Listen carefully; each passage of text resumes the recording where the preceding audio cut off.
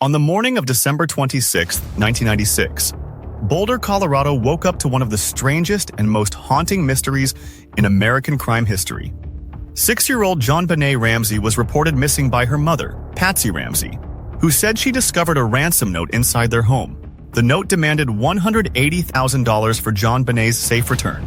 At 5:52 a.m., Patsy dialed 911 and told police her daughter had been kidnapped. Inside the house were JonBenét's father, John Ramsey, her mother Patsy, and her 9-year-old brother Burke. But less than 8 hours later, the case would take a chilling turn. JonBenét's body was found inside the family's own basement utility room, discovered by her father. She had duct tape over her mouth, a cord around her neck, and signs of blunt force trauma. The scene was horrific. Even stranger, the body had been in the house the entire time. Why did the ransom note warn of kidnappers when the child never left the house? Why did it take so long for her body to be found? And why was the crime scene allowed to become so compromised before police even realized what they were dealing with? The autopsy revealed JonBenét had suffered both strangulation and a head injury. The cord used to strangle her was tightened with a paintbrush taken from Patsy Ramsey's own art kit.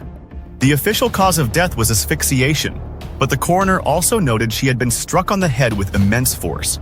Forensic evidence added new layers to the mystery. DNA from an unknown male was found on JonBenét's clothing, but it did not match anyone in the FBI's massive database of violent offenders. 2 sets of unidentified footprints were discovered in the house. A rope was found near JonBenét's bedroom, though it didn't belong to the Ramseys. And yet, there were no footprints in the snow outside the home, no forced entry, no clear sign of an intruder. If someone broke into the Ramsey home that night, they did so flawlessly. The ransom note itself became the most suspicious piece of evidence in the case. It wasn't short or hurried like most ransom demands. It was long, dramatic, and bizarrely specific. The kidnappers claimed to be part of a foreign faction and threatened that JonBenét would be beheaded if the police were contacted. The note was signed with the strange initials SBTC, a mystery that has never been solved. Even stranger was the ransom amount, $180,000. Not a round figure, not $1 million, not even $500,000. The number was almost identical to a bonus John Ramsey had received at work that year. That detail pushed suspicion closer to home, and perhaps the most damning discovery? The note had been written inside the Ramsey house using the family's own pen and paper. Investigators even found evidence of a draft version. Whoever wrote it did so under the same roof where JonBenét was later killed. This made the Ramseys prime suspects.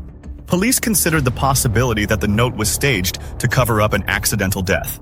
But handwriting analysis ruled out John Ramsey and came back as inconclusive for Patsy. That wasn't enough for investigators to clear her.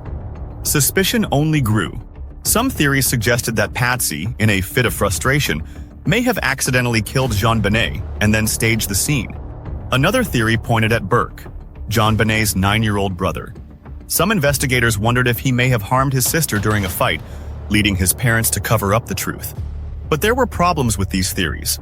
The autopsy showed JonBenét was alive during strangulation, meaning her death was not a quick accident. And the DNA evidence, belonging to a completely unidentified male, ultimately exonerated the entire Ramsey family years later.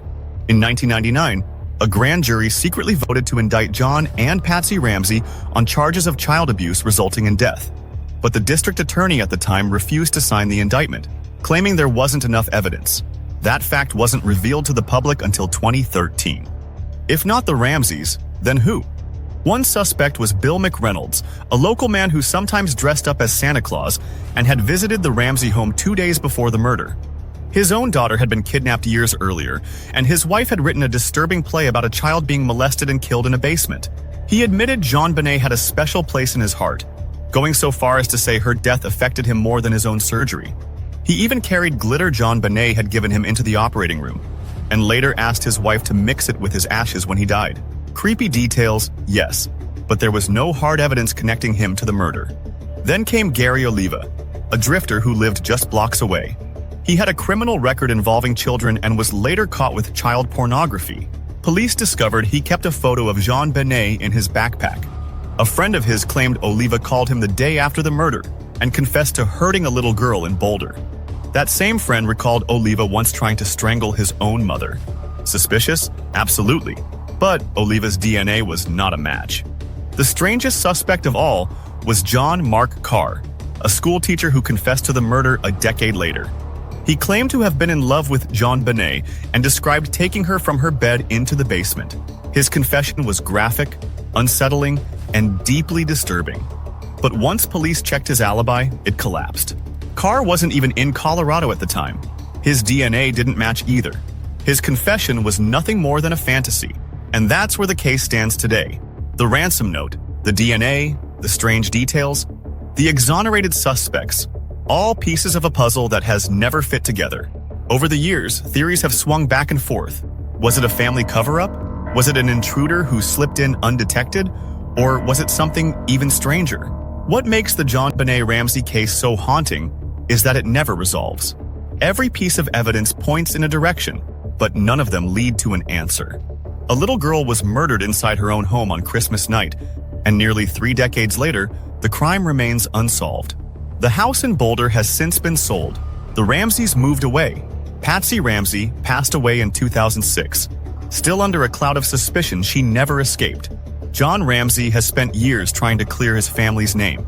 And Burke Ramsey, now an adult, rarely speaks publicly about what happened that night. But the ransom note still exists. The DNA still exists. And somewhere out there is either a killer who got away with it or a truth too complicated for anyone to ever prove. JonBenét's death was ruled a homicide. But the story of what really happened in that Boulder basement remains one of America's most enduring mysteries.